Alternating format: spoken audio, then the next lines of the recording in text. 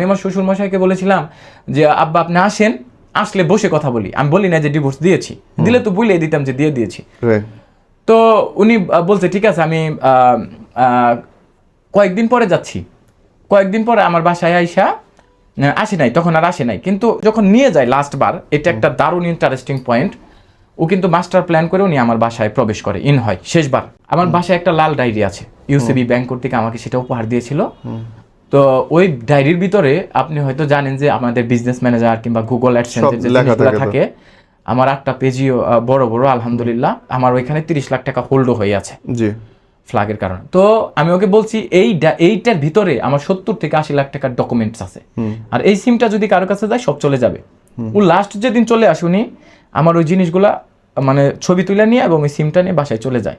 তো রমজান মাস দুপুরবেলা দেখি আমার ওইটা রিকভারি কিংবা পাসওয়ার্ড চেঞ্জের কোড আসতেছে বারবার গুগলে। তো আমি ঘুমিয়ে ঘুমিয়ে দেখছি, হঠাৎ করে উঠে দেখি যে আমার এই জিনিসগুলো মানে কেন পাসওয়ার্ড না জানলে তো এটা আসবে না। আমার ওই রুমটা প্রোটেক্ট রুম, মানে আমার মায়ের ঘরের থেকে চাবি নিয়ে, আমার রুম থেকে চাবি নিয়ে, 2 রুমের চাবি নিয়ে ওই রুমে ঢুকে তারপরে ডুয়েল খুলে ওই জিনিসটা নিতে হবে, মানে একজনের জিনিস নিলে ওইটা পাবে না কখনোই। তো এটা আমি আর আমার এক্স ওয়াইফ ছাড়া কেউ জানতো না। তো যখন রুমের ভিতরে বউয়ের কাছে তো মানুষ লুকায় না, বউয়ের কাছে সবই জানে। শুধু এটা লুকাই নাই, উনাকে আমি আমার যে শেয়ার রাখা 3টা ব্যাংকের অ্যাকাউন্ট, আমার কত টাকা হোল্ড, এভরিথিং শোনাইছি। আমার শাশুড়িকেও বলছি আমার মান্থলি ইনকাম করতে, এবং আমার ওয়াইফকেও আমি সব বলছি। হ্যাঁ, একটু যেটা আমি শেয়ার করছি। সর্বনাশ তো এনেই করছে।